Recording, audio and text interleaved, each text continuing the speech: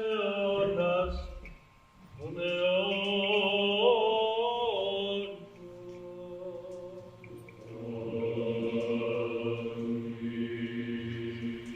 Εις Χριστώ ημών αδελφότητος, των ευλαβών προσκυνητών, αφιερωτών και συντρονιτών, της Αγίας Μονιστάφης και το δούλο του Θεού, Μαξίμου Γεωργίου Ανδρέου Ευστρατείου Χαραλάμπους, Γεωργίου Ανδρέου Κωνσταντίνου, Ιωάννου Γεωργίου μετά των οικείων αυτών, πάντοτε νυν και αεί και εις τους αιώνας των αιώνων.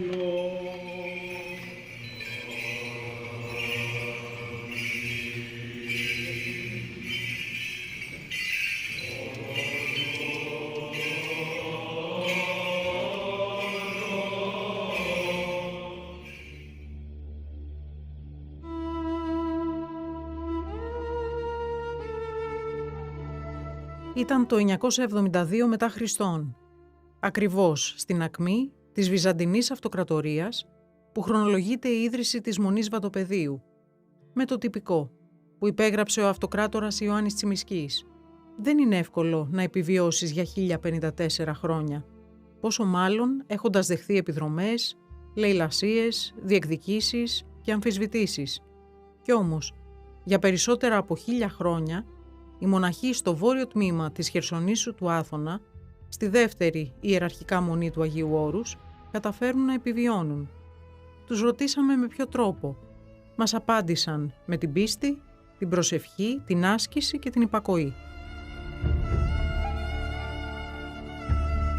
Η μονή αυτή που έκτισε ο Μέγας Κωνσταντίνος καταστράφηκε από τον μετέπειτα αυτοκράτορα Ιουλιανού τον Παραβάτη και ξαναχτίστηκε από τον Θεοδόσιο τον Μέγα από ένα γεγονός που είχε συμβεί στην οικογένειά του. Όταν η βασιλική οικογένεια του Θεοδοσίου περνούσε από τα μέρη του Αγίου Όρους με τα βασιλικά καράβια, ο μικρός γιος του Αρκάδιος έπεσε στην θάλασσα και χάθηκε μέσα στα κύματα.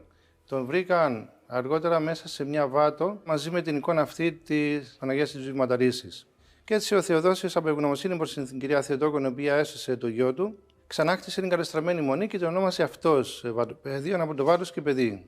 Ο Άγιος Αθανάσιος στη Μονή της Μεγής της Λαύρας έφτιαχνε τότε τη Λαύρα 960 κάτι. 3 αριστοκράτες, οι οποίοι ήταν από την Αδριανούπολη, ήθελαν να μονάσουν. Άκουσαν για τον Άγιο Αθανάσιο γιατί ήταν Κωνσταντινοπολίτης και ήταν πολύ γνωστός, ήταν στουδίτης.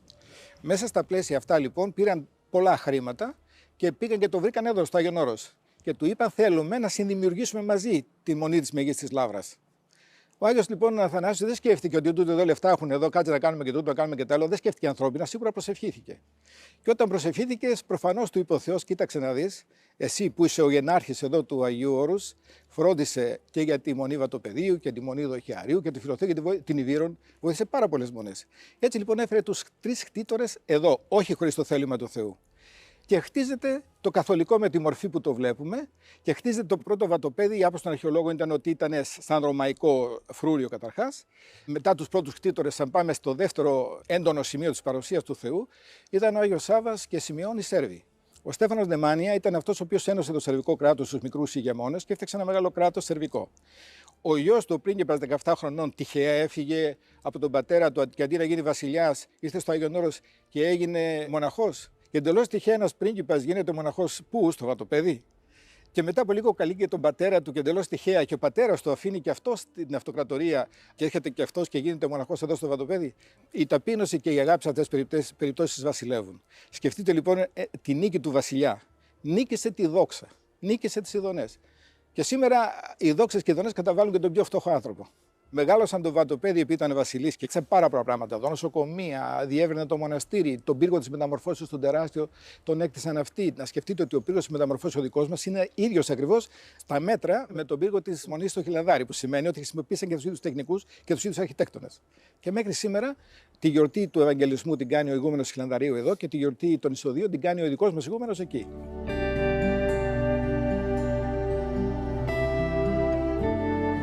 Οι μονές του Αγίου Όρους δεν είναι μόνο εντυπωσιακά μεσαιωνικά κτίρια που στέκονται αδιάψευστοι μάρτυρες της ιστορικής συνέχειας. Το 1749, όταν πλέον το αίτημα για την Ελληνική Επανάσταση από τον τουρκικό ζυγό είχε αρχίσει να αρθρώνεται και να σχηματοποιείται, στο Βατοπέδι λειτουργήσε η Αθωνιάδα Ακαδημία, με δασκάλους τον Ευγένιο Βούλγαρη και μαθητές τον Κοσμά τον Ετωλό και τον Ιώσιπο Μισιόδακα. Η Αθωνιάδα αποτέλεσε για περίπου 80 χρόνια έναν φάρο για την ελληνική γλώσσα, τα γράμματα και τον πολιτισμό. Συνέχεια της είναι η Νέα Αθωνιάδα, που λειτουργεί από το 1930 στη σκήτη του Αγίου Ανδρέα, έξω από τη διοικητική πρωτεύουσα του Αγίου Όρους, τις Καριές. Ο γέροντας Εφραίμ μας είπε πως φιλοδοξεί να αναβιώσει το πνεύμα της Αθωνιάδας και στη Μονή με τη μορφή ενός σύγχρονου επιστημονικού κέντρου μελετών. Μιλάμε τώρα για το 1750. Οι Έλληνες αρχίζουν πλέον να χάνουν τον πολιτισμό τους, κινδυνεύουν να χάσουν τη γλώσσα τους, κινδυνεύουν να χάσουν την ορθοδοξία τους. Ξεσπάει πάλι μια τεράστια αναγέννηση από τους λογίους μοναχούς. Έτσι λοιπόν, ο μελέτης ο Βατοπεδινός, ο οποίος ήταν με σπουδές και αυτός στο εξωτερικό, αλλά με βαθιά ελληνική ορθόδοξη παράδοση, φρόντισε να φτιαχτεί σε συνεργασία με το Οικουμενικό Πατριαρχείο η Αθωνιάδα Ακαδημία το 1749. Όλα τα μαθήματα διδασκόταν εκεί. Ήταν η εποχή του διαφωτισμού. Απλώς τι κάναν, παίρνουν από τον ευρωπαϊκό διαφωτισμό ό,τι είχε να προσφέρει η επιστήμη της εποχής εκείνης, αλλά πρόσθεταν την ορθόδοξη θεολογία. Αντιμετώπιζαν δηλαδή τα πράγματα με αυτόν τον τρόπο. Και έχουμε τεράστιες, μεγάλες μορφές. Ας πούμε, ο Ευγένιος Βούλγαρης ήξερε 10 γλώσσες και ήταν δάσκαλος εκεί στην Αθωνιάδα. Έφτασε να έχει 200 φοιτητές την εποχή εκείνη. Από τους ανθρώπους που πέρασαν εκεί είναι ο Άγιος Κοσμάς ο Ετωλός, ο οποίος έφερε την Ελλάδα ξανά πάλι πίσω στην Εκκλησία. Έφτιαξαν 200 σχολεία, να φανταστεί κανείς. Την εποχή εκείνη, καταλαβαίνετε, δεν υπήρχε ακόμα Ελλάδα. Η Ελλάδα φτιάχτηκε μέσα από τους αγώνες που δώσαν ποιοι. Ουσιαστικά όλοι εκείνοι που ήταν γύρω από τα μοναστήρια. Εντάξει, ο Μάρξ ήρθε λίγο αργότερα, δεν πρόλαβε τότε. Αφού εξυπηρέτησε το σκοπό που έπρεπε να εξυπηρετήσει, στη συνέχεια το άφησαν. Και σήμερα υπάρχει βεβαίως η Αθωνιάδα, η οποία είναι γυμνάσιο λύκειο. Η Αθωνιάδα, η οποία είναι παλαιά, η πρόθεση του γέροντα είναι να την ανακαινήσει. Σαν ερευνητικό κέντρο, ο ίδιος σκέφτεται διάφορα, θα μας τα πει.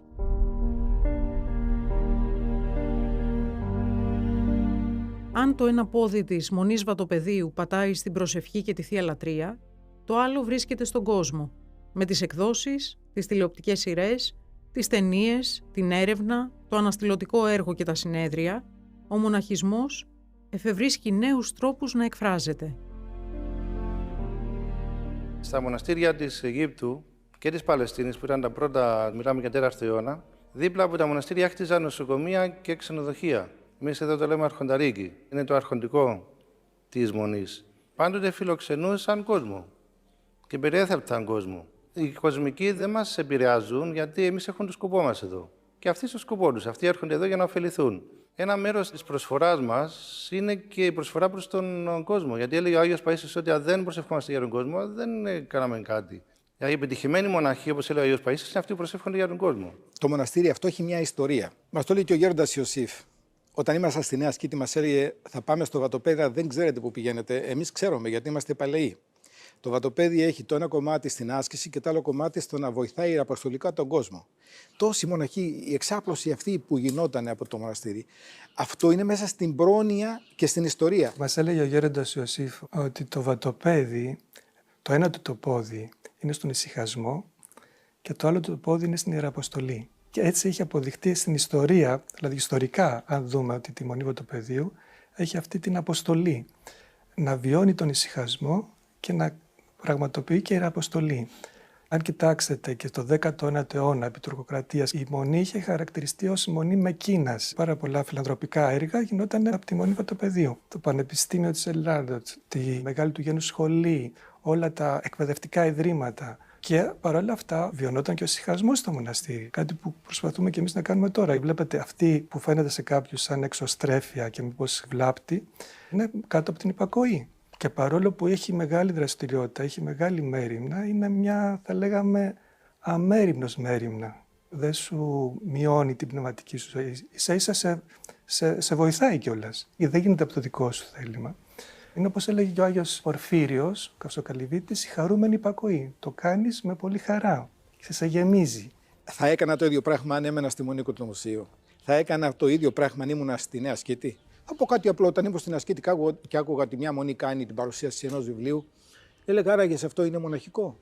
Γιατί άλλη είναι η ζωή αυτού που ζει μες στη σπηλιά, για άλλο τρόπο ζωής κλήθηκε, άλλο είναι αυτού που ζει μέσα σε μια σκήτη, Αυτό που ζει σε ένα μικρό μοναστήρι, αυτό που ζει σε ένα μεγαλύτερο μοναστήρι, αυτό που ζει σε ένα πάρα πολύ μεγάλο μοναστήρι, όλα αυτά τα έχει κάνει η Παναγία για να εξυπηρετήσει ευρύτερα. Κύριε Ιησού Χριστέ, ελεησόμαι. Κύριε Ιησού Χριστέ, ελεησόμαι. Κύριε Ιησού Χριστέ, ελεησόμαι. Αυτή εδώ είναι μια ζύμη η οποία γίνει και είπαμε με το αλεύρι ολικής αλέσεως. Είναι μόνο με προζύμι, το οποίο το προζύμι παίρνουμε ένα μπολ με νερό, αλεύρι, παίρνουμε την ευχή του γέροντα και τα αφήνουμε όλη νύχτα κάτω από το Τίμιο Σταυρό. Την άλλη μέρα έχει δημιουργηθεί το προζύμι. Αυτό το λέμε μάνα εμείς, το οποίο το τροφοδοτούμε συνέχεια για 6 μήνες μέχρι να γίνει το επόμενο, ώστε κάθε μέρα να έχουμε το κατάλληλο και το επαρκές προζύμι για τα 100 κιλά, που 100, 150, 200 ανάλογα πόσα ψωμιά την ημέρα χρειαζόμαστε.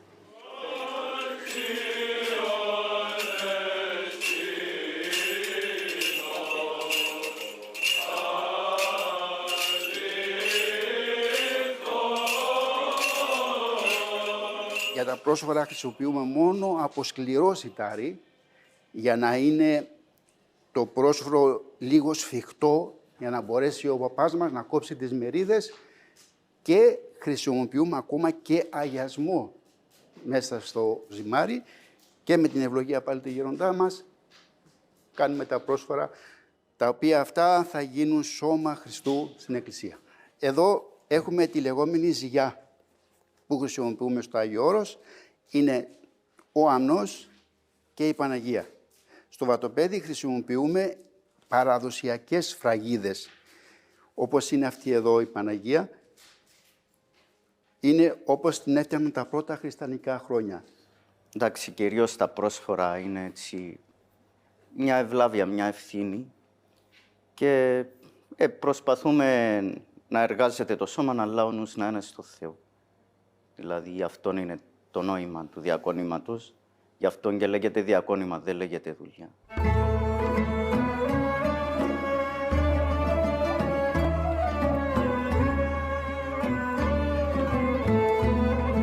Το εργαστήριο αυτό δημιουργήθηκε το 2010. Εδώ είναι το εργαστήριο παραγωγής τελικών προϊόντων που προέρχονται από βότανα. Ανέκαθεν οι μοναχοί ερευνούσαν να χρησιμοποιήσουν τα βότανα, γιατί ήθελαν να είναι αυτόνομοι και επειδή είμαστε κάπως κλειστή κοινωνία, να μπορούν να ανακοφίζονται από διάφορες παθήσεις κτλ.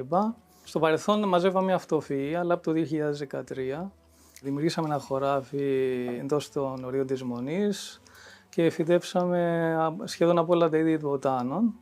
Και μαζί με τα αυτοφυή που μαζεύουμε έχουμε γύρω στο 1,5 τόνο ξηρής δρόγης το χρόνο συγκομιδή, η οποία μετά χρησιμοποιείται είτε σαν τσάγια, ροφήματα αυτούσια σε μορφή πυραμίδων. Επίσης κάνουμε και θέρια έλαια με αυτά, είτε εκχυλίσματα. Τα εκχυλίσματα είναι αυτά που μπαίνει ένα ποσοστό σε αυτά τα προϊόντα που είναι μεταποιημένα, ας το πούμε. Το πλεονέκτημα που έχουμε εμείς, μοναδικό νομίζω σε σχέση με όλο τον κόσμο σχεδόν, είναι ότι είναι όντως βιολογικά τα προϊόντα, γιατί δεν έχουμε τους λεγόμενους κακούς γείτονες δίπλα που μπορεί ένας να καλλιεργεί βιολογικά, αλλά δίπλα του να αραντίζει ή τα νερά που τρέχουν στο χωράφι να είναι μολυσμένα από την πόλη.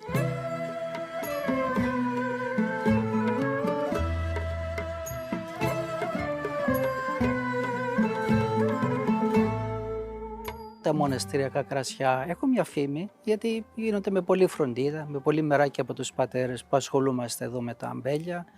Είναι σε έναν καθαρό περιβάλλον, είναι βιοκαλλιέργειες και έτσι ένα βραβείο που παίρνουμε, όπως πήραμε στο Λονδίνο τα βραβεία για το κρασί μας και το Σιράκ πήρε το πλατινένιο βραβείο, είναι μια επιβράβευση, αν θέλετε, του κόπου που γίνεται. Το κρασί πρωτίστως, το νάμα, που είναι το γλυκό κρασί, το χρησιμοποιείται για τη Θεία Ευχαριστία, για τη Θεία Λειτουργία. Άρα μέσα από τα αμπέλια μας, το πρώτο πράγμα που κάνουμε είναι το νάμα. Στην τράπεζα επίσης το κρασί μπαίνει τις Κυριακές, μπαίνει Τρίτη, Πέμπτη και Σάββατο και στις μεγάλες εορτές. Βέβαια θα πιούμε λίγο κρασάκι και όπως έλεγε ο μακαριστός γέροντας μας Ιωσήφ, θα πιούμε ένα ποτηράκι, όχι έτσι, αλλά έτσι λίγο για την παρηγοριά. Και έτσι πάντοτε εμείς βρήκαμε τα αμπέλια εδώ πέρα, τα καθαρίσαμε, τα καλλιεργήσαμε και προσπαθήσαμε να κρατήσουμε ελληνικές ποικιλίες. Βέβαια βάλαμε και άλλες ποικιλίες όπως μερλό και σειρά, αλλά πρωτίστως έχουμε λιμνιό, ασύρτικο, αθήρι, φεύγει αρκετό κρασί. Φανταστείτε, ημερήσιος κόσμος στο μοναστήρι μας είναι 150 άτομα. Και 130 μοναχοί, αμέσως είναι 280 ποτηράκια. Τα 280 ποτηράκια, δεν σε λέω στις 365 μέρες, αλλά στις 200 μέρες είναι μια μεγάλη ποσότητα. Και έτσι το προσφέρουμε πολύ αγάπη στον κόσμο. Και πέρα από το κρασί φτιάχνουμε και το ρακί.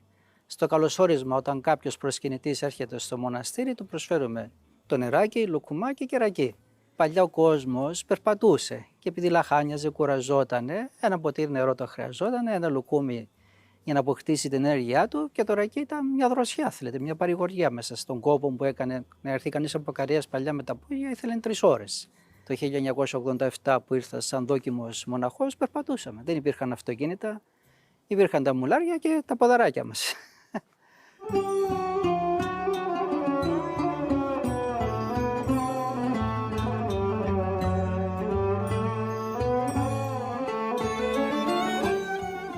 Το 2000 ο γέροντας με κάλεσε και μου λέει έχουμε 30 μελίσια, κάποιος τα πρόσφερε και να αναλάβεις. Επειδή σπούδασες στην Αττική, μήπως καμία σχέση, καμία γνώση έχεις. Του λέω να είναι ευλογημένο, με την ευχή σας θα προσπαθήσω. Και την ευχή του γέροντα έλεγα θα προσπαθήσω. Αλλά δόξα Θεώ άρχισε και μετά σου αρέσει και είναι σαν αποκτάς μια προσπάθεια. Πρέπει να τα παρακολουθήσεις συνεχώς. Μπορεί να χάσει μια βασίλισσα, μπορεί να θέλουν λίγη βοήθεια με το φαγητό, ξέρω κανένα φάρμακο, επειδή κάνουμε βιολογικά, εννοείται βιολογικά φάρμακα, είναι πολλές οι δουλειές στα μελίσια. Δεν είναι, δηλαδή πρέπει να έχεις ειδική συμπεριφορά στα μελίσια, αλλιώς επιδίδονται, γίνονται να δουλεύεις κινήσεις αργές, εννοείται να λέμε και την ευχή, βέβαια. Τα λέει και ο Πάτερ Μωυσής, τα λέμε μαζί. Και λέμε με τη σειρά την ευχή. Όλα τα διακονήματα, όπως το ονομάζουμε, εργασίες στο μοναχό, καθορίζονται από το γέροντα της Μονής και τη γεροντική σύναξη. Μπορεί να μην ξέρει κανείς κάτι, το μαθαίνεις. Ήξερα ότι τηγανίζω ένα αυγό, έτσι, όταν ήμουν λαϊκός. Έμαθα μάγειρας. Έμαθα να κάνω ψωμιά, που δεν είχα ζυμώσει ποτέ. Έβλεπα τη μάνα μου, τη γιαγιά μου, θέλετε, εκεί, απλά πράγματα. Κανείς μέσα από την υπακοή μαθαίνει. Το φωτίζει και ο Θεός, αν θέλετε. Και ο γέροντας σε κάποιο μοναχό μέσα το φωτίζει ο Θεός και βλέπει τι ικανότητες έχει. Θυμάμαι πριν 20 χρόνια περίπου, με φώναξε ο μακαριστός γέροντας μας ο Ιωσήφ και μου λέει: παιδί μου, θέλω να ασχοληθείς με τους ελαιώνες, με τα απορροφόρα δέντρα, για να κάνουμε το μοναστήρι μας αυτάρκη στην πρώτη ύλη που χρειάζεται ένας μοναχός για να ζήσει. Και έτσι ξεκινήσαμε και βέβαια υπήρχαν και ελιές, γιατί έχουμε και περονόβιες ελαιώνες εδώ πέρα. Έχουμε εντυχτιδωρική ελιά που είναι έξω από το κημητήρι που είναι του 4ου αιώνα και έχουμε άλλες 3.000 υπερονόβια δέντρα που είναι προς την πλευρά της Αθωνιάδας σκελιά και προς τα κελιά των Αγίων Πάντων, το κελί των Αγίων Πάντων. Η ανασχόληση με τη φύση μου αρέσει περισσότερο, είτε είναι το ελαιόλαδο, είτε το αμπέλι, το να κλαδέψεις την ελιά, να τη φροντίσεις, να την περιποιηθείς, να της ρίξεις τον κομπόστ που φτιάχνουμε εδώ στο μοναστήρι, να τη δεις πώς αναπτύσσεται, πώς ζαίνει ο ανθός, να κοιτάζεις τα ζουζούνια που κυνηγάνε το δάκο, τη μαλγαρόνια που κυνηγάει τα τρυφερά τα βλαστάρια. Είναι μια ανασχόληση που μου αρέσει.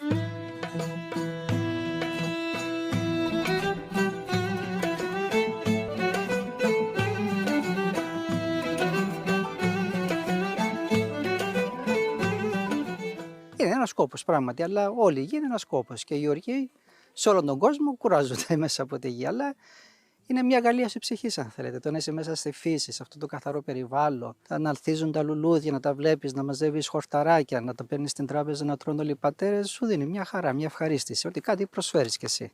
Εδώ είμαστε στους παλαιούς ελαιώνες της Αθωνιάδας, όπως τους ονομάζουμε, όπου φαίνονται και τα τείχη της παλιάς Αθωνιάδας σχολής και το υδραγωγείο της. Αυτοί οι ελαιώνες που βλέπουμε είναι γύρω στο 15ο-16ο αιώνα. Είναι βιολογικές καλλιέργειες και με πολλή φροντίδα και μεράκι τις καλλιεργούμε, γιατί το λάδι πράγματι χρησιμοποιείται σε πολλές ανάγκες της ζωής μας και στις λατρευτικές, κυρίως στις λατρευτικές, αλλά και στη διατροφή μας. Περίπου χρειαζόμαστε 6 με 8 τόνους ελαιόλαδο το χρόνο για τις ανάγκες της Μονής. Αλλά παράλληλα από τις ελιές που έχουμε μαζεύουμε και τις βρώσιμες ελιές. Γιατί εδώ στο μοναστήρι, στα όλα τα μοναστήρια, έχουμε πολλές ημέρες νηστείες. Άρα η ελιά είναι βασική διατροφή των μοναχών. Δηλαδή, ένας μοναχός για να ζήσει, όπως το έλεγε ο γέροντάς μας, θέλει ένα μπατσαβούρι για να τυλιχτεί, να σκεπαστεί δηλαδή από το κρύο, μια στέγη να προφυλαχτεί από τις θερμοκρασίες κτλ. Και ένα κομμάτι ψωμί να φάγει. Και ο καλόγερος λέει: άμα έχει το ψωμάκι του, το λαδάκι του, τις ελιές του, είναι αυτάρχης και τα χορταράκια που υπάρχουν πλούσια εδώ στη φύση μας. Ο γέροντας μας έλεγε το εξής σοφό και άργησε να το καταλάβω. Τι σημαίνει έφαγα και χόρτασα? Έκανα πολλά χρόνια να το αντιληφθώ και ρώτησα γέροντα, του λέω: το λέτε συνέχεια εσείς, δόξα τω Θεώ, φάγαμε και χόρτασα, και μας το ερμήνευσε μια μέρα. Ο άνθρωπος έτρωγε χόρτα, χόρτασα λέμε. Έτσι ο άνθρωπος έτρωγε χόρτα που έδινε υγεία.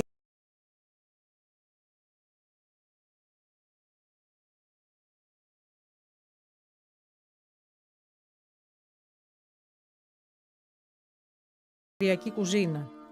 Όμως γνωρίζουμε λίγα για τη λιτότητα, την επινοητικότητα και τη σοφία της, που είχε κάνει πράξη, τη μηδενική σπατάλη φαγητού. Ακόμη λιγότερα ξέρουμε για τον τρόπο που η υλική τροφή και η τράπεζα συνδέεται με τη Θεία Λατρεία. Στην κουζίνα της Μονής Βατοπεδίου καθημερινά προετοιμάζονται εκατοντάδες μερίδες φαγητού για να θρέψουν τους μοναχούς και να χορτάσουν τους προσκυνητές, με πυλώνα της διατροφής τα λαχανικά, τα όσπρια, τα φρούτα και σε γιορτές το ψάρι. Εγώ όταν με πρωτοβάλανε οι γεροντάδες στο μαγειρίο έκλαιγα, γιατί δεν είχα μαγειρέψει ποτέ στη ζωή μου. Μαθήτευσα πρώτα στον γέροντα Ιωσήφ, ο οποίος ήταν σπουδαίος μάγειρας, και από τους πατέρες που ερχόντουσαν και μαγείρευα στα πανηγύρια μας. Και μετά σιγά σιγά διευρύθηκε ο νους. Προτιμώ να παίρνω εμπνεύσεις από την ελληνική κουζίνα. Και να ξέρετε ότι η ελληνική κουζίνα είναι πολύ συνυφασμένη με τη μοναστική κουζίνα, γιατί στηρίζεται στην παράδοση της Εκκλησίας μας.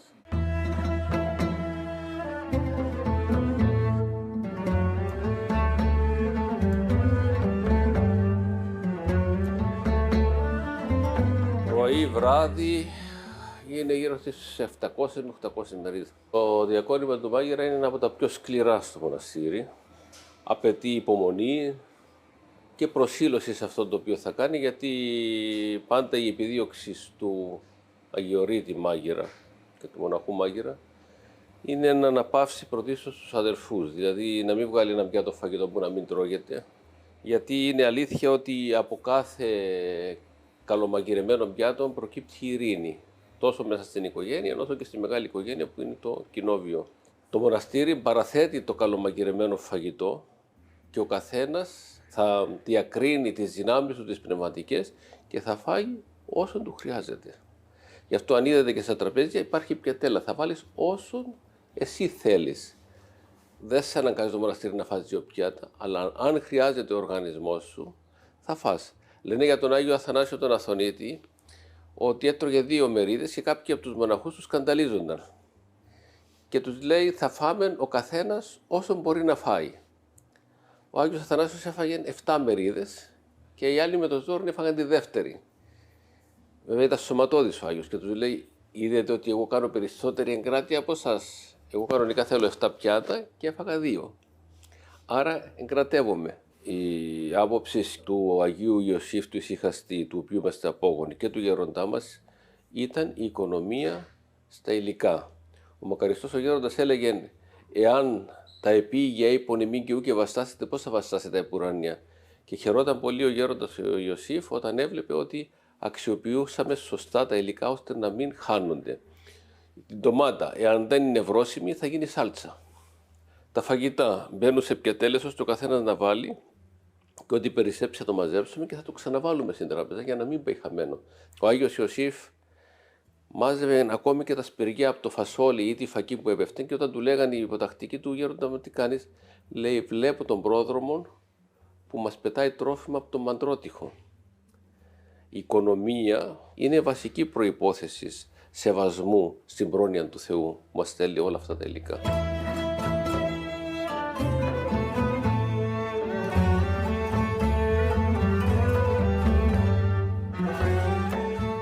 Αυτό που σας κάνει να σας φαίνονται τα φαγητά νόστιμα είναι γιατί λείπουν τα ενδιάμεσα συμπήματα. Βλέπετε ότι έχουμε μόνο 2 τράπεζες χωρίς ενδιάμεσες, είτε φρούτα είτε γλυκά είτε οτιδήποτε, οπότε ο οργανισμός λειτουργεί σαν ρολόι και είναι η ώρα του που θα συμπληρώσει αυτά που του λείπουν. Ενώ έξω ο κόσμος δεν έχει πρόγραμμα και η ζωή του είναι άστατη. Με αποτέλεσμα πολλές φορές το πιο νόστιμο φαγητό είναι να μας φέρεται άνοστο, γιατί είμαστε ήδη χορτάτοι όταν πάμε στο τραπέζι. Ενώ στη μοναστική τράπεζα μπαίνεις μέσα και αισθάνεσαι ότι θέλεις να φας. Μιλάνε σήμερα ο κόσμος όλος για υγιεινή διατροφή και μεσογειακή διατροφή και σου λένε να κάνεις, πώς το λένε αυτό, με τις 16 ώρες να είσαι νηστικός κτλ. Μα ο μοναχός αυτό κάνει, μια ζωή. Δηλαδή εμείς τρώμε το πρωί, ξεκινάμε το πρωί 4 ώρα την εκκλησία μας, τελειώνουμε στις 8 και τρώμε το φαγητό μας, κανονικό φαγητό, στις 8 η ώρα. Και μετά θα ξαναφάμε ξανά στις 6 και μετά ξανά την επόμενη μέρα. Άρα τι κάνουμε? Τη διαλυματική νηστεία, όπως προτείνουν οι σύγχρονοι επιστήμονες. Ο μοναχός το κάνει μια ζωή αυτό εκεί πέρα. Και κάνουμε την υγιεινή διατροφή, όπως το λένε σήμερα, vegetarian, vegan κτλ. Εμείς ούτε κρέας τρώμε, τις μισές μέρες του χρόνου και παραπάνω ούτε τυρί, ούτε αυγά, ούτε τυριά τρώμε. Άρα κάνουμε μια μεσογειακή υγιεινή διατροφή, θα λέγει κανείς, η οποία βέβαια εμείς το λέμε νηστεία, έτσι. Τι το λένε δίαιτα. Όχι δίαιτα, γιατί και πρώτος εγώ τη χρειαζόμαι αυτή. Αλλά πάντοτες χρησιμοποιούμε αυτή την υγιεινή διατροφή. Όταν είναι σαρακοστή όπως τώρα, είναι μία φορά την ημέρα και η τράπεζά μας είναι συνήθως αλάδοτη. Εκτός από το Σάββατο και την Κυριακή. Όταν είναι άλλες ημέρες που δεν έχουμε νηστείες, γιατί και την Δευτέρα, Τετάρτη και Παρασκευή πάλι έχουμε νηστείες, είναι 2 φορές την ημέρα.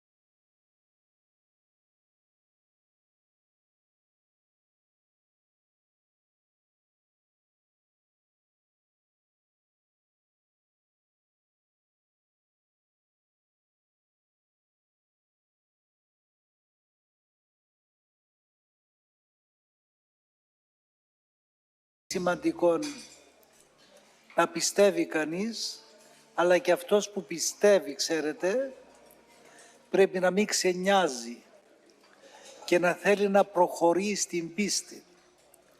Πρέπει ο χριστιανός συν το χρόνο να αναβαθμίζεται στην πίστη.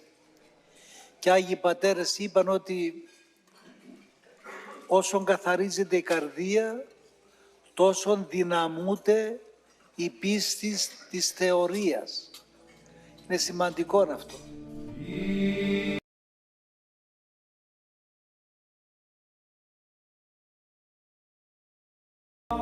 Η τράπεζα της Μονής, το τραπέζι του Γέροντα, κατευθείαν βλέπει προς την Αγία Τράπεζα. Η ηλική τράπεζα είναι συνέχεια της πνευματικής τραπέζης. Και τα δύο είναι συνειρμοσμένα, διότι ο άνθρωπος είναι ψυχή και σώματι. Τρέφεται και η ψυχή, αλλά έχει ανάγκη και το σώμα ηλικής στηρίξεως για να αντέξει στο πνευματικό αγώνα. Και ο καθένας μας πρέπει να οικονομεί τις σωματικές του δυνάμεις, ώστε να αντέχει και να αγωνίζεται πνευματικά. Είναι συνέχεια ουσιαστικά της πνευματικής τροφής που παίρνουμε στο καθολικό και ακριβώς απέναντι. Ταυτόχρονα είναι και συνέχεια της αποστολικής πράξης, τότε που διαβάζουμε και στις πράξεις ότι τρώγαν όλοι σε κοινό τραπέζι οι πρώτοι χριστιανοί. Είναι ένας πνευματικός χώρος και η τράπεζα. Η ανάγνωση μας δίνει τη δυνατότητα να μην προσέχουμε στο φαγητό όσο να προσέχουμε στα πνευματικά νοήματα. Ταυτόχρονα παρεμβαίνει και ο γέροντας, ο οποίος ερμηνεύει την κατάλληλη στιγμή και έχω παρακολουθήσει ότι όταν ερμηνεύει ο γέροντας είναι κάτι πολύ ουσιαστικό, το οποίο μάλλον η χάρις του Θεού του το υποδεικνύει, ας πούμε. Είναι κάτι που χρειάζεται η αδερφότητα για την δικιά της την βελτίωση. Ας μην ξεχνάμε ότι ερχόμαστε εδώ κι εμείς από λαϊκοί και σιγά σιγά πρέπει να βελτιώσουμε τον εαυτό μας, διότι η θέωση δεν είναι ένα πράγμα το οποίο μπορεί να επιτευχθεί από τη μια μέρα στην άλλη. Και όταν λέμε θέωση, μιλάμε για την ταπείνωση, δεν μιλάμε για τους εγωισμούς που κουβαλάμε όλοι μας. Είναι και αυτό ένδειξη και προσπάθεια. Πάντοτε να είμαστε ενωμένοι, πάντοτε να είμαστε αγαπημένοι. Και αποδίδει πάρα πολύ και αυτό. Και μέσα στην εκκλησία και στην τράπεζα και οι διακονίες όλες, πάλι ό,τι εργάζονται οι μοναχοί, μέσα στο πνεύμα του να προσφέρουν ένα στον άλλον. Ο αρχοντάρης φιλοξενεί, στην εκκλησία μας, ας πούμε, φροντίζουν εκκλησιαστικοί να έχουμε πάντοτε ό,τι χρειάζεται για να είναι σωστή λατρεία. Στην τράπεζα επίσης είναι το ίδιο στους κήπους.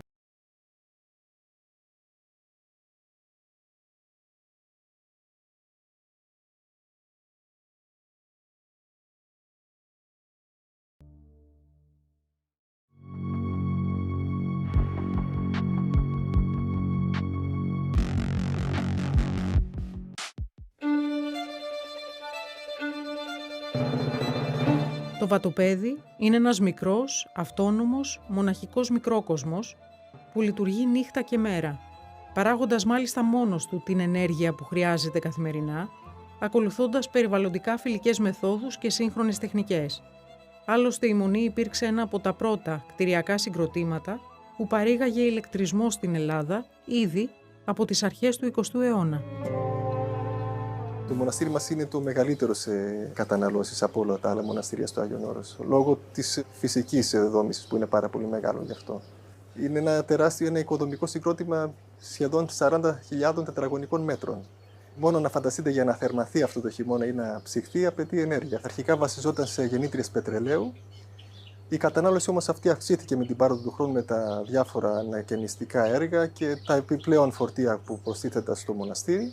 Και έτσι αναγκαστήκαμε να μειώσουμε αυτή την κατανάλωση πετρελαίου και για περιβαλλοντολογικούς λόγους. Δημιουργήθηκε ένα φωτοβολταϊκό πάρκο το 2018, προστίθηκαν και μπαταρίες. Είναι ίσως το μεγαλύτερο σύστημα που είναι διασυνδεμένο σήμερα στην Ελλάδα, με μπαταρίες σε κοντέινερ. Και μάλιστα επειδή τις ημέρες που υπάρχει πλήρη ηλιοφάνεια περισσεύει ενέργεια, σκεφτήκαμε ότι αυτό πρέπει να το κάνουμε κάτι επιπλέον, οπότε να αναπτύξουμε μια μονάδα αφαλάτωσης, οπότε να παράγουμε και νερό με αυτό το ρεύμα που μας περισσεύει στην ουσία. Δεν ήρθα φυσικά στο μοναστήρι για να ασχοληθώ με τα μηχανολογικά. Απλώς όταν ερχόμαστε στο μοναστήρι θα κάνουμε ό,τι μπορούμε για το μοναστήρι, μια διακονία. Αλλά παράλληλα η ζωή μας είναι αφιερωμένη στο Χριστό. Δόξα Πατρί και Υιό και Αγίο Πνεύματι, Ανδρέου Κωνσταντίνου και Γεωργίου, και πάντων των προανεπαυσαμένων πατέρων και αδελφών ημών, των ερτάδε κειμένων και πανταχού Ορθοδόξων,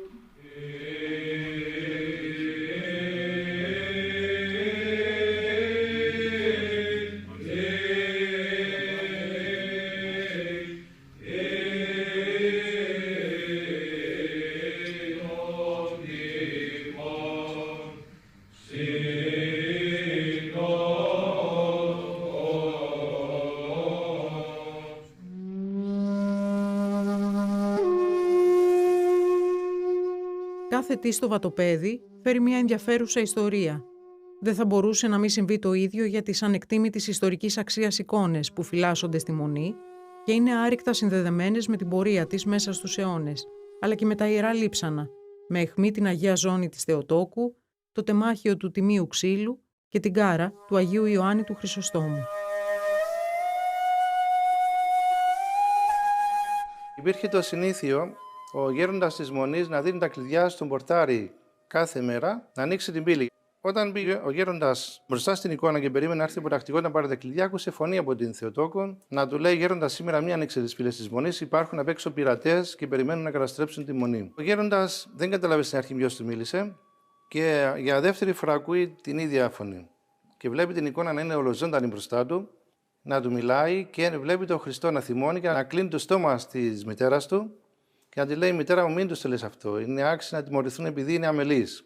Βλέπουμε όμως ότι η Παναγία με παρησία πήρε το χέρι του Χριστού, γυρνάει το πρόσωπό της. Από την άλλη μεριά, η Παναγία είναι στραμμένη προς τον Χριστό. Το χέρι της πάντοτε κρατάει τον Χριστό και ο Χριστός πάντοτε με σχήμα ευλογίας. Η εικόνα αυτή έχει αλλάξει μορφή, γιατί δεν ήταν έτσι ζωγραφισμένη εξ αρχής, άλλαξε μορφή μετά που μίλησε στον γέροντα. Και έτσι λοιπόν βλέπουμε τον Χριστό να είναι θυμωμένος, να κλείνει το στόμα της μητέρας του, να της λέει ότι πρέπει να τιμωρηθούν οι μοναχοί, αλλά η Παναγία μας από τη μεγάλη παρησία της που έχει προς τον Υιό της, να αλλάζει απόφαση του Θεού, γιατί είναι μικρός με αλλά είναι Θεός, και να δίνει εντολή στον γέροντα να ανέβουν στα τείχη να διώξουν τους πειρατές. Και έτσι η Μονή γλίτωσε από τους πειρατές τότε Οι πειρατές αυτοί, όταν είδαν τους μοναχούς από πάνω με ξύλα και πέτρες να τους υποδέχονται και με λάδια ζεστά όπως έκαναν από τα τείχη, έπαθαν πανικό, άρχισαν να τρέχουν και σκοτώθηκαν πιο πολλοί μεταξύ τους. Σκότωσαν τον αρχηγό τους, πολλοί σκοτώθηκαν μεταξύ τους, αλαπατώντας ο ένας τον άλλο. Και έτσι γλίτωσε η Μονή από την καταστροφή και πήρε το όνομα η Παναγία μας Παραμυθία, από το ρήμα παραμυθό που σημαίνει παρηγορό, δηλαδή είναι η παρηγορήτρια. Αυτή δηλαδή που παρηγόρησε τους μοναχούς και τους λύτωσε από την καταστροφή. Αυτό είναι ένα μήνυμα για μας, να μην είμαστε κι εμείς αμελείς. Η Παναγία μας πάντοτε μας παραμυθεί, πάντοτε μας παρηγορεί και μας βοηθάει σε όλα τα αιτήματά μας και προσπαθούμε κι εμείς να αγωνιζόμαστε και να μην είμαστε αμελείς.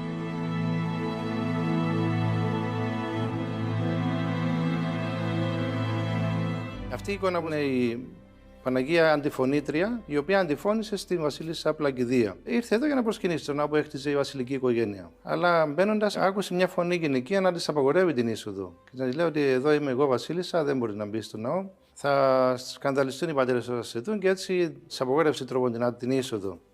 Αυτή έκανε υπακοή στη φωνή αυτή που άκουσε, κατάλαβε ότι ήταν η κυρία του τόπου που ήταν η Παναγία. Ζήτησε συγγνώμη από την κυρία Θεοτόκον και κατά την παράδοση άρχισε από τότε το άβατο του Αγίου Όρους. Και η ίδια η Παναγία είναι που δεν θέλει να έρχονται οι γυναίκες εδώ. Δεν είναι επιλογή δική μας.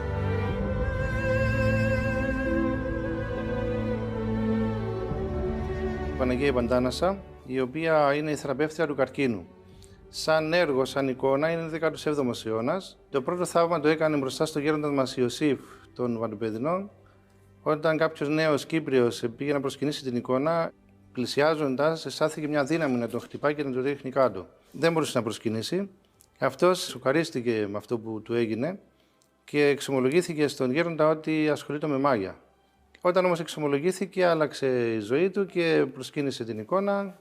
Αυτή η εικόνα ήταν θαυματουργός από πριν, έκανε πάρα πολλά θαύματα και μέχρι τις μέρες μας έχει το ιδιαίτερο χάρισμα να βοηθάει τους καρκινοπαθείς. Είναι γνωστή πάρα πολύ έξω στον κόσμο και σε άλλες χώρες όπως τη Ρωσία και σε άλλες χώρες είναι πολύ γνωστή αυτή η εικόνα ως θεραπεύτρια των καρκινοπαθών.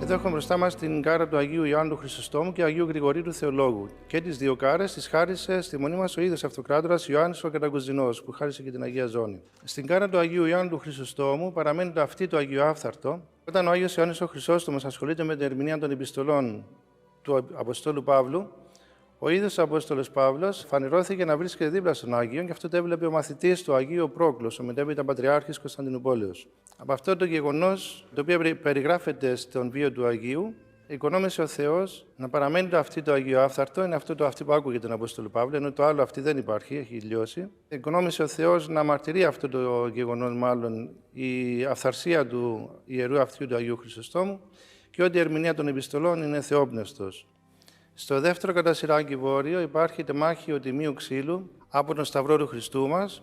Είναι από τα μεγαλύτερα τεμάχια τιμίου ξύλου που υπάρχουν, πιστεύω, στην Ορθοδοξία. Και γύρω-γύρω από τον Σταυρό που περιέχει μέσα το τίμιο ξύλο υπάρχουν λείψανα διαφόρων Αγίων. Το τρίτο κατά σειρά βόρειο περιέχει τεμάχιο τιμίου καλάμου από τον κάλαμο που κρατούσε ο Χριστός μας αφού το εφόρησαν οι Ρωμαίοι στρατιώτες στο πρετόριο του Πιλάτου κόκκινη χλαμίδα και ακάθινο στεφάνι στο κεφάλι.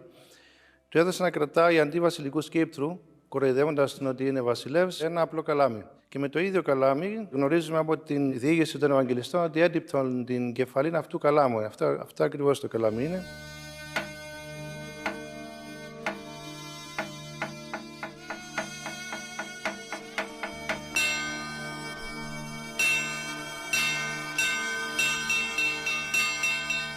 Στον πλούτο της Μονής δεν συγκαταλέγονται μόνο τα κοιμήλια, τα ιερά λείψανα, οι εικόνες ή τα χειρόγραφα που φυλάσσονται στα αρχεία, αλλά και οι αφηγήσεις των μοναχών, η προσωπική τους διαδρομή, ο τρόπος, ο χρόνος και ο λόγος που επέλεξαν να αφιερώσουν τον εαυτό τους στο μοναχικό βίο.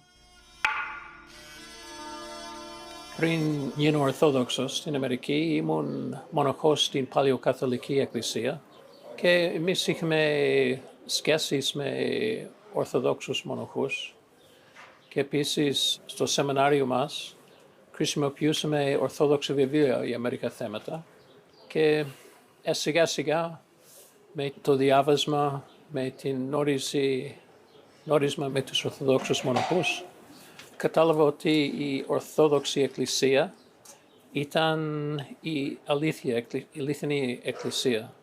Και έτσι πήρα ευλογία να κάνω ένα προσκύνημα στην Αμερική, γύρω στα περισσότερα Ορθόδοξα μοναστήρια που υπήρχαν τότε. Όμως στο τέλος του προσκύνηματός μου ακούω στην καρδιά μου Άγιόρος. Και προσπάθησα αρχικά να το διώξω, επειδή δεν ήταν κάτι που ήθελα. Όμως δεν σταματάει η φωνή αυτή και όταν γύρισε πίσω, είπα στον πνευματικό μου τι έχει συμβεί και λέει, μου φαίνεται ότι ο Θεός θέλει να το κοιτάζεις. Και έτσι με έναν τρόπο ήρθε εδώ στο Αγιώρος, ήμουν φιλεξούμενος στην Σήμαινο Πέτρα Μοναστήρι αρχικά και δεν ήξερα την γλώσσα, ούτε γεια σου, μόνο Κύριε Λέησον. Και τότε πήγε γύρω στο Αγιώρος, στα περισσότερα μοναστήρια και στο τέλος ήρθα εδώ στο Βατοπέδι, επειδή είδα το πνεύμα εδώ πιο κοντά στον δικό μου. Έχει πολλούς που έχουν αλλάξει τη ζωή τους μόνο με την επαφή του Αγιώρος. Μερικοί βαπτίστηκαν εδώ κιόλας. Και μόλις προχθές είχαμε βάπτιση εδώ στο μοναστήρι. Ποτέ δεν είναι αργά. Θυμάμαι, είχαμε και το διακόνημα, μιλάμε και στους προσκυνητές. Με την ευλογία του Γέροντα, μιλάμε και στους προσκυνητές. Και θυμάμαι πριν 20 χρόνια, είχα δει εκεί στο Αρχονταρίκι, στο μπαλκόνι και συνάντησα ένα γεροντάκι. Ο οποίος ήταν πολύ έτσι, γεροντάκι, προσκυνητής δηλαδή, λαϊκός. Ο οποίος ήταν πολύ, έτσι, το πρόσωπο πολύ χαρούμενο και πιάσαμε λίγο κουβέντα. Κάτι έψαχνα εγώ, ήταν μάλλον πριν να κάνω την ομιλία. Και χάρηκα έτσι που τον είδα και το ρώτησα κάποια στιγμή, πόσο χρόνο είστε και μου λέει 7. Λέω τι 7, δεν σας λέω για 7.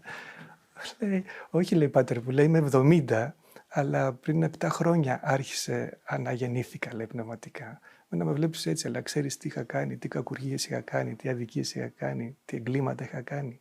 Λοιπόν, και βλέπετε αυτός ο άνθρωπος αναγεννήθηκε στην ηλικία των 63 χρονών. Οπότε είναι μυστήριο πότε θα σε επισκεφτεί κάποιον άνθρωπο η χάρη του Θεού. Έχουμε πάρα πολλούς ανθρώπους που το έχουν δει αυτό και έχει αλλάξει η ζωή τους. Εντάξει. Γιατί τους μίλησε ο Θεός. Το οντολογικό περιεχόμενο του ανθρώπου είναι θωηδές.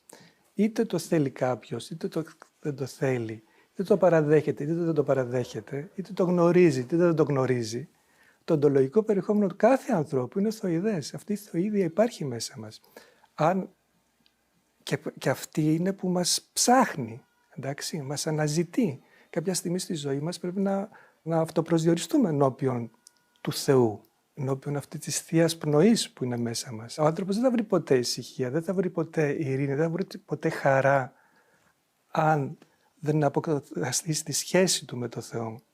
Και αυτό είναι γιατί υπάρχει αυτή η θεοίδια μέσα μας. Οπότε μια αφορμή, γι' αυτό βλέπετε, συγγνώμη θα πω το ταγκαλάκι, φέρνει μεγάλο πόλεμο στο να μελετήσει κάποιος ένα πνευματικό βιβλίο, ένα πατερικό βιβλίο. Θα σου φέρει άλλο, θα σου φέρει και σκοτώνει ο άνθρωπος τον χρόνο του. Σκοτώνει τον χρόνο του. Δοκιμάστε και θα δείτε.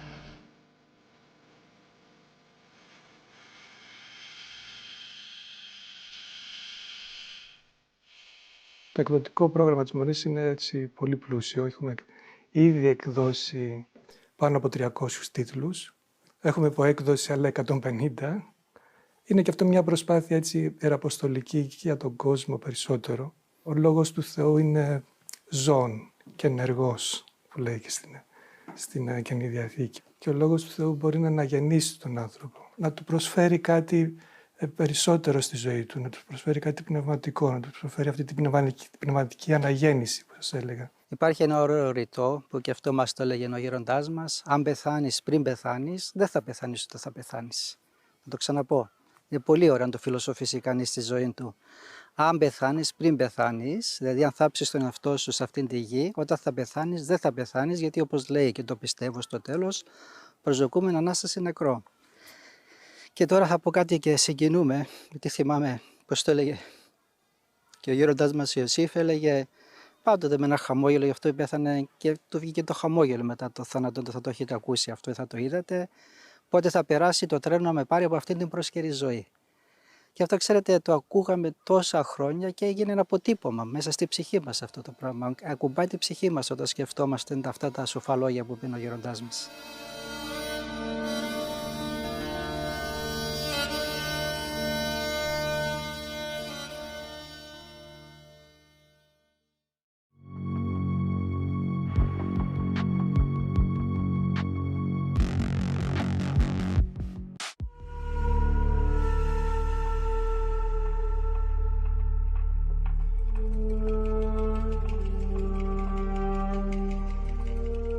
Μια πυρκαγιά, αν ξεφύγει, είναι ικανή να κάψει το Μεσόγειο Αγίου Όρος.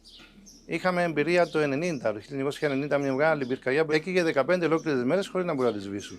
Όταν πιάσει μια φωτιά και δεν την προλάβουμε στην αρχή, αν ξεφύγει, ξέφυγε, δεν μπορεί να την προλάβει. Δεν είναι τα μέρη δύσβατα και απρόσιτα και δεν μπορούμε να τα προστρέξουμε, δεν μπορούν να επέμβουν οι ομάδες μετά. Αν στα πρώτα 5 λεπτά δεν προλάβει τη φωτιά, μετά ξέφυγε και δεν είναι ανεξέλεκτη. Έτσι, εμείς κάνουμε όλο αυτό τον αγώνα και όλα αυτά τα έξοδα για αυτά τα 5 λεπτά. Βάλαμε κάμερες, θερμικές κάμερες σε 2 πύργους και βάλαμε και στο δασόκτημα μας περίπου σε 10.000 στρέμματα σε δέντρα. Βάλαμε αισθητήρες, οι οποίοι δίνουν τη θερμοκρασία, υγρασία, βαρομετρική πίεση και των καπνών. Αν δοθεί ένδειξη για φωτιά, αμέσως φεύγει ντρόουν στην περιοχή για να μας δώσει αν όντως είναι το φαινόμενο αληθινό ή όχι.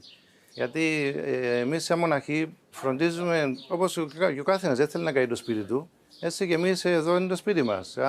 Αν καεί το σπίτι μας, μετά πού θα μείνουμε, πού θα πάμε. Ό,τι έγινε εδώ είναι απερίγραπτο συντονισμό τη Παναγίας μας, η οποία είναι οικονόμος και είναι η φροντίδα του Αγίου Όρους, είναι του Αγίου Όρους. Υπάρχει πιθανότητα να γίνει κάτι σε ένα χώρο που είναι δικός της, όταν εμείς αφιερώνουμε τον εαυτό μας σε αυτήν, που να γίνει κάτι το οποίο είναι αντίθετο σε αυτήν. Θα κουδουνίζει μέσα μας και θα λέει: εδώ έχετε κάνει λάθος. Για διορθώστε. Άνθρωποι μας, λάθη κάνουμε.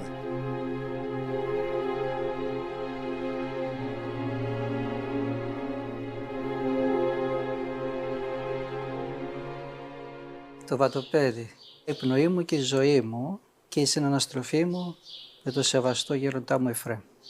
Όταν πρώτη ήρθα εδώ στο μοναστήρι, να έχουμε 10 προσκυνητές ήταν πολύ. Και τώρα περιορίζουμε αναγκαστικά τους προσκυνητές που έρχονται και συνήθως 160, κάτι τέτοιο. Δοξάζουμε τον Θεό που μας δίνει δύναμη και είμαστε όλη μέρα εδώ και διακονούμε. Δεν εργαζόμεθα, διακονούμε για την αγάπη του κόσμου. Ο κόσμος σήμερα έχει ανάγκη. Για να έρθουν εδώ αυτοί που έρχονται κάνοντας τόσα έξοδα και κόπους για να έρθουν, αφήνοντας τις οικογένειες τους, τις δουλειές τους, ξέρετε τι τραβάνε για να έρθουν εδώ. Έρχονται εδώ για κάποιο σκοπό, έτσι, για να ωφεληθούν πραγματικά, για να πάρουν κάτι από το. Όταν εμείς δεν τους δώσουμε σημασία και δεν τους βοηθήσουμε, τότε μάταιος ο κόπος αυτός. Και εμείς είμαστε υπόλογοι μετά στον Θεό γιατί δεν τους βοηθήσαμε. Ο μοναχός ζει το Χριστό στην καρδιά του, δεν τον ζει εξωτερικά. Αυτό που ζει κάποιος μέσα του, στην καρδιά του, είναι ανώτερο, απείρως ανώτερο από αυτό που θα βλέπει με τα μάτια του. Η αγάπη στο Χριστό κάνει να ξεπερνάς οτιδήποτε δυσκολίες μπορεί να συναντήσεις. Σκεφτόμουν ότι αν ξαναγεννιόμουν, πάλι αυτό θα έκανα. Δηλαδή, αν είχα τρόπο να επιστρέψω πίσω στα 18 μου χρόνια που έκανα αυτή την επιλογή, πάλι θα έκανα το ίδιο. Όσο μπορούμε, αδελφοί μου, να αποκτήσουμε αυτό το ταπεινό φρόνημα, να γίνουμε λίγο πιο ταπεινοί. Πρέπει να καθαρίσουμε την καρδιά μας, πρέπει να περάσουμε από το στάδιο της καθάρισης για τις μετανοίες, πρέπει να φωτιστεί η ψυχή μας με την παρουσία, την ενεργό του Αγίου Πνεύματος και μετά πρέπει ο νους μας να ενωθεί τελείως με το Θεό που είναι το μάτι της ψυχής μας και να γίνουμε ένα με το Θεό και αυτό είναι η θέωση.